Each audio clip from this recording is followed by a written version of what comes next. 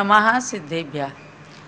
जब आदि ब्रह्मा ऋषभ देव भगवान की जय, अयोध्या तीर्थराज की जय, परम पूज्य गणिनी प्रमुख श्री ज्ञानमती माता जी की जय। अव्यात्माओं, अनंतानंत तीर्थंकरों की जन्मभूमि शाश्वत तीर्थ अयोध्या से आप सभी को मध्याह्नकालीन सत्र से जोड़ा जा रहा है, अर्थात पारस चैनल और भगवान ऋषभदेव जूम चैनल के माध्यम से अब हमारे स्वाध्यायी जन स्वाध्याय के लिए तैयार हैं। रत्नकरण शावकाचार्य की कक्षा प्रारंभ हो रही है। आचार्य श्री समंतभद्र स्वामी की अनमोल कृति रत्नकरण शावकाचार्य का आप सूक्ष्मता से विस्तार से अध्ययन कर रहे हैं। इसमें सम्यक दर्शन, सम्यक ज्ञान और सम्यक चारित्र, इन तीनों के बारे में आपने जाना है कि गृहस्थ जन भी एक देश रत्नत्रय का पालन करके व्रती देश व्रती बन सकते हैं। तो पंचम अध्याय के अंदर शिक्षा व्रतों के वर्णन के अंतर्गत वैयावृत्ति नाम के शिक्षा व्रत का वर्णन चल रहा है, जिस वैयावृत्ति के अंदर दान को भी लिया और आपने जाना कि नवधा भक्ति पूर्वक गुरुओं को आहार आदि दान देने से किस प्रकार से श्रावक उत्कृष्ट फल को प्राप्त करते हैं। तो अब प्रारंभ करती हूँ आगे के श्लोक। मंगलाचरण सर्वप्रथम। नमः श्री वर्धमानाय निर्धूत कलिलात्मने सालोकानां त्रिलोकानां यद विद्या दर्पणायते। केवल ज्ञानी भगवान महावीर के ज्ञान में दर्पण के समान लोक और अलोक झलकते हैं, और उसी में हम सब भी अपने अपने स्थान पर जो कुछ भी कर रहे हैं, हमारे त्रैकालिक पर्यायों के ज्ञाता भगवान महावीर स्वामी हैं, और उन्होंने ही गृहस्थों के कल्याण के लिए इस रत्नकरण शावकाचार्य ग्रंथ की रचना आचार्य समंतभद्र स्वामी ने उन सर्वज्ञ वचनों के आधार पर किया है। श्लोक नंबर है 116। इसमें कहा जा रहा है कि छोटा सा दान भी महाफल को प्रदान करने वाला होता है। क्षितिगतमिव वटबीजम्, क्षितिगतमिव वटबीजम्, पात्रगतं दानमल्पमपि काले, पात्रगतं दानमल्पमपि काले, फलतिच्छाया विभवम्, फलतिच्छाया विभवम्, बहुफलमिष्टं शरीरभृताम्, बहुफलमिष्टं शरीरभृताम्। सरल और सरस शब्दों में पूज्य गणिनी प्रमुख श्री ज्ञानमती माता के द्वारा किए गए पद्यानुवाद को भी ध्यान से पढ़ेंगे। अच्छी उपजाऊ भूमि में वट बीज बड़ा सा वृक्ष बने, निज काल पाए भारी छाया, देता फल दे मिष्ट घने। वैसे ही उत्तम पात्रों में विधिवत जो दान अल्प भी दे, वह समय पाए बहुफल देता, इच्छानुकूल सब वैभव दे। क्षितिगतमिव बटबीजम, अर्थात भूमि के अंदर जो बीज बोया जाता है तो वह कब? काले, माने उचित समय में। अनुचित समय में यदि बीज बोया गया तो फल दे भी नहीं भी दे, लेकिन उचित समय में जब खाद पानी से सहित बीज को बोया जाता है तो वह अच्छा फल प्रदान करता है। तो कहा कि काले पात्रगतम अल्पम अपि दानम, क्षितिगतम बटबीजम इव शरीरभृताम छाया विभवम, बहु इष्टम फलम फलति। बड़े सुंदर भाव लिए हैं कि उचित समय में और पात्रगतम माने योग्य पात्र में, इन्हें उत्तम मध्यम जघन्य जो पात्र हैं तो उनमें से ही योग्य पात्र में जो दान दिया जाता है, अल्पमपि चाहे वो थोड़ा सा होता है, वह दान कैसा फलता है? क्षितिगतम उत्तम पृथ्वी में पड़े हुए बट बीज में। बट बीज का उदाहरण दिया कि बट बीज के, बट वृक्ष के बीज के समान। बट का बीज क्या है? बीज छोटा सा होता है और बट का वृक्ष बहुत बड़ा बन जाता है समय पा करके। तो बट वृक्ष के बीज के समान शरीर भृताम माने प्राणियों के, मनुष्यों के लिए छाया विभवम, छाया से युक्त, वैभव से युक्त, यानी खूब फलदायी छाया से युक्त होकर के, और वह बहु इष्टम फलम फलति, बहुत भारी इष्ट फल को यानी अभिलषित जिसकी इच्छा की गई है ऐसे इष्ट फल को प्रदान कर देती है। अर्थात योग्य काल में, योग्य पात्र में जो छोटा सा भी दान दिया जाता है वह बहुत बड़े फल को प्रदान कर देता है। जैसे योग्य पात्र, योग्य काल का मतलब ही क्या है कि जैसे कोई मासोपवासी मुनिराज हैं, उनको छोटा सा भी दान दे दिया गया तो वह बहुत बड़े फल को प्रदान करने वाला होता है। एक महिला ने अपने बच्चे के लिए खीर बनाई और वो खीर खाने के लिए बड़ा आतुर था, और महिला खीर बना करके बच्चे को कहती है कि मैं पानी भरने जा रही हूँ, बेटा पानी भर के लाने तक अगर कोई संत आ जाए तो उनको रोक लेना, और मैं पहले संत को भोजन करा के फिर तेरे को खीर खिलाऊंगी, बहुत मीठी खीर लगेगी। बच्चे ने कहा ठीक है। माँ पानी भरने चली गई। बच्चा घर के बाहर खड़ा होता है और वो सोचता है माँ ने कहा है कि कोई संत आए, कोई साधु आए तो मैं पहचानूं कैसे। अब क्या हुआ कि एक दिगंबर मुनिराज उधर से आ रहे थे। बच्चे ने सोचा कि हो ना हो सकता है कोई ये संत ही हो। उसने कहा कि महात्मा जी रुकिए, अभी मेरी माँ आ रही है, आपको खीर खिलाएगी। और उसने कहा था कि महात्मा जी को रोक लेना। अब ये महात्मा कहाँ रुकने वाले, ये तो दिगंबर संत होते हैं, अतिथि होते हैं, इन्हें नवधा भक्ति चाहिए, किसी के रोकने से रुकते नहीं। बार बार संत के पास जाता है, महात्मा जी रुकिए, महात्मा जी रुकिए, मेरी माँ आने वाली है और वो आपको खीर खिलाएगी। अब इतनी देर में महात्मा जी आगे बढ़ रहे होते हैं, इतनी देर में घड़े में पानी भर करके उसकी माँ आती होती है और उसने देखा मेरे बच्चे के रोकने से नहीं रुक रहे हैं। संत जी समझ गई कि इनको क्या चाहिए, बस एकदम घड़ा मस्तक पर था ही।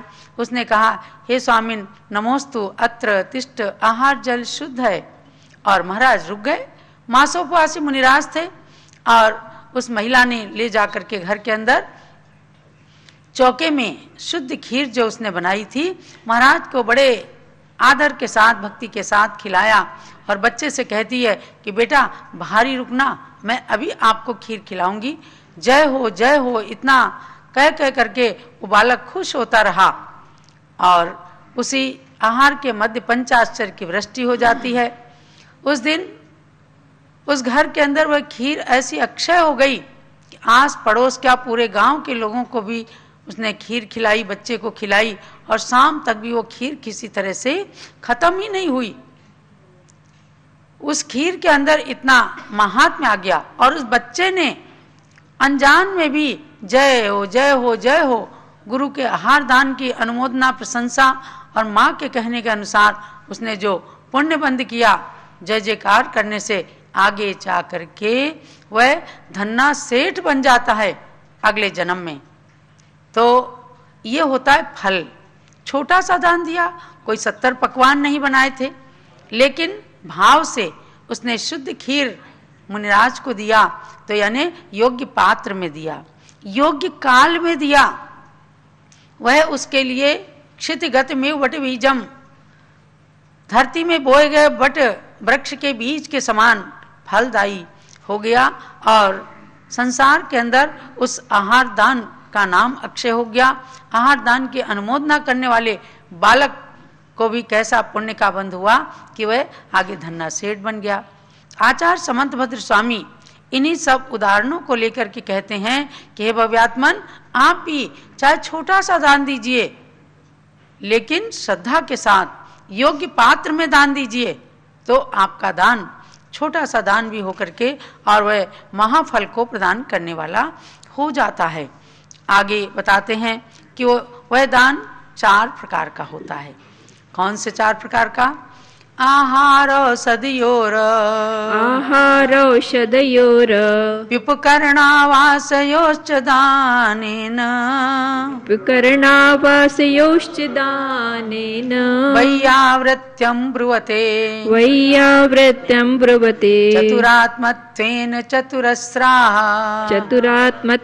चतुरस्राः आहारदाने औषधिदाने उपकरणदाने आवास दान वैयावृत्ति के 4 भेद से कहलाते ये 4 दान। प्रासुक भोजन औषधियों से श्रावक जन मुनि को स्वस्थ करें, पीछी शास्त्रादि दे उनको वसति दे निज को धन्य करें। दान की भेद आप जानते हैं। आहार दान, औषधि दान, ज्ञान दान, अभय दान। उन्हीं को समंतभद्र स्वामी ने कहा आहार औषधि योरप्युपकरणावासयोश्च दानेन वैयावृत्यम चतुरस्राः। वैयावृत्ति के यानी दान के 4 भेद हैं। 4 प्रकार का दान विद्वज्जन ने कहा है कि आहार दान, औषधि दान, उपकरण और उपकरणावासयो, उपकरण और आवास। आवास माने अभय दान, उपकरण माने ज्ञान के उपकरण जो होते हैं, पिच्छी, कमंडल, शास्त्र, तो ये ज्ञान दान हो जाता है। इन्होंने उसको उपकरण दान के नाम से यहाँ पर लिया है। तो उपकरणावासियों अपि दानेन, दान से इन वैयावृत्ति को 4 प्रकार का कहा गया है। यानी वैयावृत्ति के अंतर्गत 4 प्रकार से दान देने को भी वैयावृत्ति माना गया है। अब आगे चलते हैं कि समंतभद्र स्वामी ने पूजन को भी, अनंत भगवान की पूजा को भी वैयावृत्ति के अंदर अंतर्भूत कर लिया है। देवादिदेव चरणे परिचरणं सर्वदुःख निर्हरणं कामदुहि कामदाहिनी परिचिनुयादादृतो नित्यं देवादिदेव अरिहंतों के चरणों की पूजा करने से संपूर्ण दुख स्वयमेव नशे, इच्छित फल आप स्वयं फलते। सब विषय वासना की इच्छा को नष्ट करे अरहत पूजा, आदर से नित करिए पूजा, नहीं इस सम अन्य कार्य दूजा। देवादिदेव चरणे, देवों के भी अधिदेवता अर्थात अरिहंत भगवान समोसरण से युक्त, समोसरण की लक्ष्मी से समन्वित देवादिदेव अरहंत भगवान के चरणों की पूजा करने से सर्व दुख निर्हरणम, समस्त दुख नष्ट हो जाते हैं। ये पूजा का उत्कृष्ट फल बताया है कि समस्त दुख नष्ट होते हैं। अरे समस्त दुख आज नहीं नष्ट होते तो भी आप देखो कि अगर बीमार भी हैं तो पूजा करते समय एकदम शांति की अनुभूति होती है। भगवान की पूजा तमाम अशुभ कर्मों का नाश करने वाली है। तभी मैना सुंदरी ने भगवान की पूजा से ही 700 कुष्ठियों का कुष्ठ रोग दूर किया था। और अनंत भगवान की पूजा प्रत्येक प्राणी के लिए हितकारी होती है, तो उसको वैयावृत्ति के अंदर ही गर्भित कर दिया है कि उससे जो है कामदुही कामदाहिनी कामधेनु के समान इच्छाओं को परिपूर्ण करने वाली है। वह भगवान की पूजा स्वयं उसको करने वाले लोग स्वयं इच्छित फल को प्राप्त कर लेते हैं और ये पूजा परिचिनुयाद आदृतो नित्यम समस्त विषय वासनाओं की इच्छा को भी नष्ट कर देती है। आप देखो जब महापूजा करते हैं सिद्ध चक्र विधान इंद्रध्वज विधान, कोई भूख नहीं कोई प्यास नहीं, 8-8 घंटे तक लोग बैठे रहते हैं, जिन्हें आधा घंटे भी चैन नहीं रहता पानी पिए बिना भोजन किए बिना, वो भी घंटों घंटों बैठ करके भगवान की पूजा का ऐसा आनंद लेते हैं कि भूख प्यास का कुछ भान ही नहीं रहता, कोई दुख नहीं होता।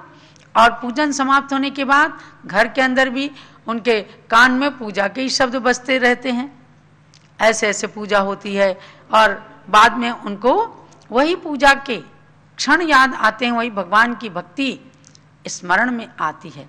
इसलिए आदर पूर्वक आदृतो नित्यम, नित्य ही आदर पूर्वक जिन पूजा करनी चाहिए, क्योंकि उससे उत्तम कार्य कोई भी नहीं है। जो श्रावक के सत्कर्म बताए हैं उसके अंदर भी देव पूजा गुरुपास्थि स्वाध्याया संयमस तपः दानम चेति गृहस्थानाम सत्कर्माणि दिने दिने। सत्कर्मों में भी भगवान जिनेंद्र की पूजा को सर्वप्रथम लिया गया, क्योंकि पूजन के अंदर श्रावक की सामायिक भी गर्भित हो जाती है। कुछ लोग क्या पूजा तो नहीं करते, सामग्री नहीं धोना पड़े, थोड़ा आराम करना पड़ता है, बैठ करके प्रतिक्रमण सामायिक करना ज़्यादा पसंद करते हैं।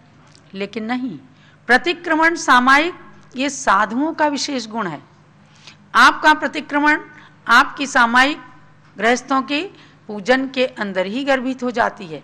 यदि आप विधिवत पूजा कीजिए, जो जम्बूद्वीप पूजांजलि के अंदर भी प्रतिष्ठा ग्रंथ आदि के आधार से पूजा मुख्य विधि लिखी है, उसमें चैत्य सिद्ध भक्ति, चैत्य भक्ति, पंचगुरु भक्ति, शांति भक्ति आदि हो जाती है। और उसमें ईर्यापद शुद्धि भी होती है कि घर से मंदिर तक गए, जो रास्ते में कुछ भी एक इंद्रिय से लेकर पंचेंद्रिय जीवों का मन वचन काय से कृतकारित अनुमोदना से किसी भी तरह का घात हुआ तो ईर्यापद शुद्धि के द्वारा प्रतिक्रमण करके उस दोष को क्षालन करते हैं, मिच्छा में दुक्कडम बोल करके, हे प्रभु मेरे ये सारे कार्य मिथ्या हो जाए, मेरे दुष्कृत सारे मिथ्या हो जाए। उसी के अंदर प्रतिक्रमण और सामायिक गर्भित रहता है। इसलिए दान के अंतर्गत पूजा को बहुत सुंदर रूप में महत्व प्रदान किया गया है कि पूजन के माध्यम से आपके घर का द्रव्य निकलता है।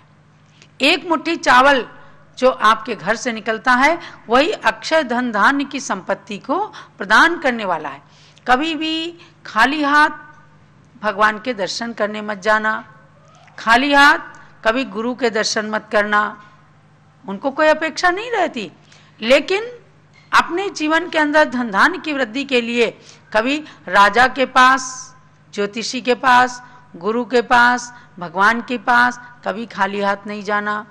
इसीलिए मैं समझती हूँ कि जरूर हमारे पूर्वजों ने, पूर्वाचार्यों ने बताया है कि कम से कम आप एक मुट्ठी चावल लेकर के जरूर जरूर मंदिर जाइए। बच्चों के हाथ में, जिन्हें कुछ नहीं समझता उनके हाथ में भी मुट्ठी भर के चावल दे दिए जाते हैं, जाओ बेटा घर मंदिर में चढ़ा के आना।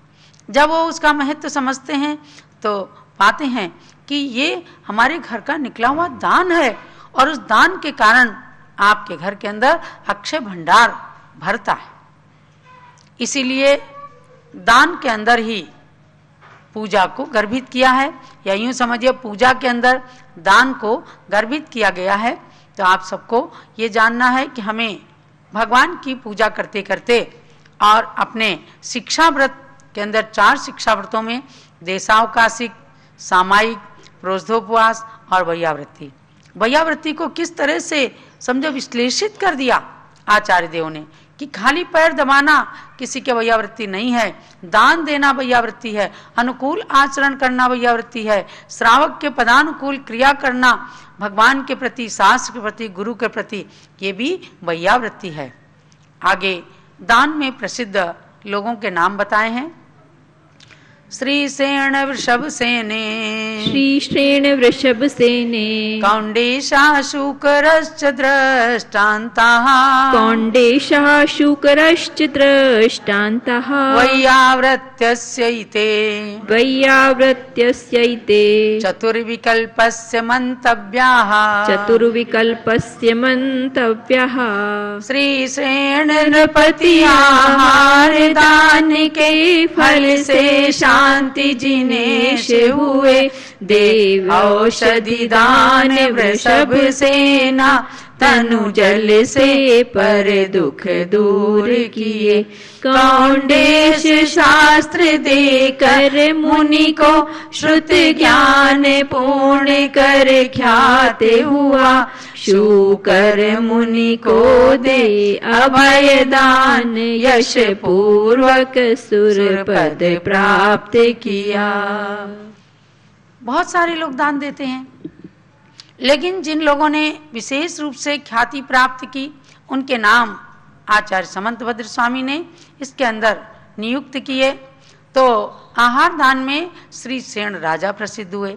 आज ही मैंने प्रातःकाल भगवान शांतिनाथ के कथानक में राजा श्री सेन की बात बताई कि उन्होंने आहार दान दिया मुनिराजों को, थोड़ा सा मिथ्यात्व रहने के बावजूद भी उत्तम भोग भूमि में 3 पल्ल की आयु वाले आर्य और आर्या हुए थे, पति पत्नी दोनों। तो उनको आहार दान में स्थान दिया। वृषभ सेना नाम की कन्या ने औषधि दान दे करके और अपने शरीर के अंदर ऐसी शक्ति प्राप्त की जिसके स्पर्शित जल से बहुतों के दुख दूर हुए। कौंडेश ने मुनि को एक शास्त्र दान दिया तो श्रुत ज्ञान की पूर्णता में प्रसिद्धि को प्राप्त किया। और एक शुकर जैसे ने, शुक्रश्च दृष्टांत था, एक शुकर ने मुनि को अभय दान दे करके वसतिका में रहने वाले मुनिराज की सुरक्षा की, तो उसने मर करके और देवगति को प्राप्त किया। मैं इन चारों कहानियों को आपको सुनाऊंगी। आज हमें थोड़ा आगे और बढ़ करके और 2 श्लोकों को पढ़ करके इस अध्याय को पूर्ण करना है। उसके बाद मैं आपको इसकी कहानियां भी जरूर सुनाऊंगी ताकि आपको चारों दानों के फल को प्राप्त करने वाले महानुभावों के नाम ज्ञात हो सके।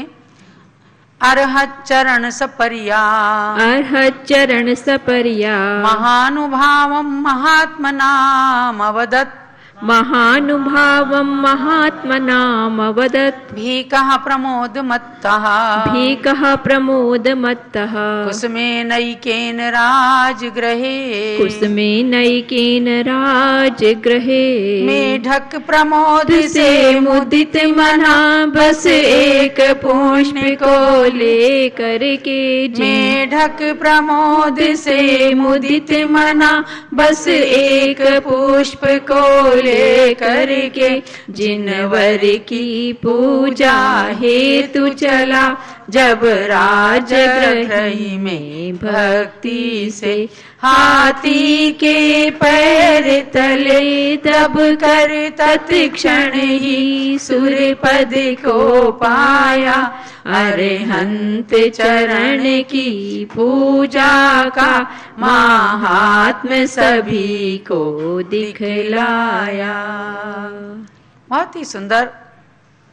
एक मेढक जैसे पामर प्राणी को भी समंतभद्र स्वामी ने पूजा के लिए अपने शब्दों के अंदर गूंथ दिया उसका नाम। कितना पुण्यशाली वह मेढक रहा। अरहत चरण सपर्या महानुभावम, क्या कहते हैं कि राजगृही में एक मेढक भेका प्रमोद मत्ता, भेका माने मेढक, प्रमोद मत्ता माने हर्ष के साथ में एकदम आनंद उत्साह के साथ वह भगवान महावीर की पूजा करने के लिए चला। कैसे चला? एकेन कुसुमेन, एक पुष्प लेकर के। वो बेचारा क्या लेता, देखा बहुत सारे लोग पता नहीं क्या क्या लेकर के जा रहे हैं। उसने सोचा मैं क्या ले जा सकता हूँ, तो तालाब में गया और वहाँ कमल पुष्प खिले हुए थे। एक कमल को तोड़ा और उस पुष्प को लेकर के राजगृही में चल पड़ा। तो जिनेंद्र देव की पूजा के लिए जब वो पुष्प लेकर के चल पड़ता है तो अरहत चरण सपर्या, अरहंत भगवान के चरणों की पूजा करने के भाव से वह चला, लेकिन उसने रास्ते में ही राजा श्रेणिक के हाथी के पैर के नीचे मर करके अपने प्राण को गंवा देता है। और उसको महानुभाव नाम से आचार्य देव संबोधित करते हैं। क्यों? क्योंकि प्राणी तो पामर था, लेकिन भाव उसके बहुत महान थे। आप महान से महान पूजा कर सकते हैं, लेकिन अगर एक तुच्छ प्राणी बहुत भावों से पूजा करता है तो वहां पर आपकी अपेक्षा कृत उसके भावों की महत्ता ज्यादा हो जाती है। इसीलिए पूजा के अंदर मेढक का उदाहरण देकर के कहा कि अरहंत पूजा के महात्म्य को सभी लोगों को मेढक की भक्ति प्रकट रूप से अतिशय महात्म्य को प्रदर्शित करता है। अर्थात पूजा का फल अचिंत्य है कि जब एक मेढक बिना कुछ जाने भक्ति करता है तो वो उत्तम फल को प्राप्त करता है। आप तो क्या नहीं प्राप्त कर सकते। तो अगले श्लोक में चलते हैं। वैयावृत्ति के 5 अतिचार। हरित पिधान निधाने, हरित पिधान निधाने, यनादरा स्मरण मत्सरत्वानि, यनादरा स्मरण मत्सरत्वानि, वैयावृत्यस्यैते, वैयावृत्यस्यैते, व्यतिक्रमः पंच कथ्यन्ते, व्यतिक्रमः पंच कथ्यन्ते। 5 अतिचार होते हैं। कमल पत्र आदि हरी वस्तु से भोजन को ढक देना, हरित पत्ते पर रख देना। दूसरा अतिचार, देते हुए पात्रों का अनादर करना। चले आए आहार लेने के लिए या मांगने के लिए, तो ये अनादर है पात्र का। नौधा भक्ति करने को भूल जाना, अन्य दातारों से ईर्ष्या मत्सर भाव करना, ये वैयावृत्ति के दान के 5 अतिचार कहे गए हैं। अब इनको पढ़ते हैं।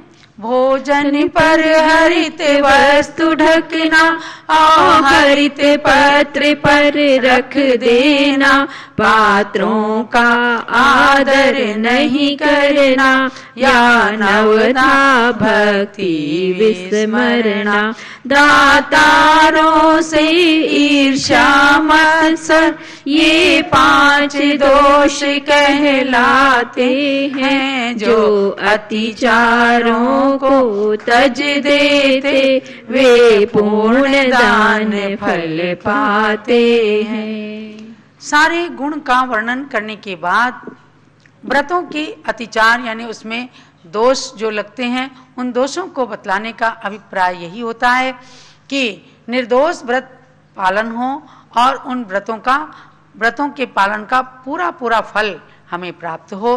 तो 5 अणुव्रत, 3 गुण व्रत और 4 शिक्षा व्रतों को कहने के बाद जो चौथा शिक्षा व्रत वैयाव्रत, उसके 5 अतिचारों को बताने का यही आज आप सार समझिएगा कि वह दान हमारा दिया गया पूर्ण फल को प्रदान करे और हम मोक्ष मार्गी बने रहें।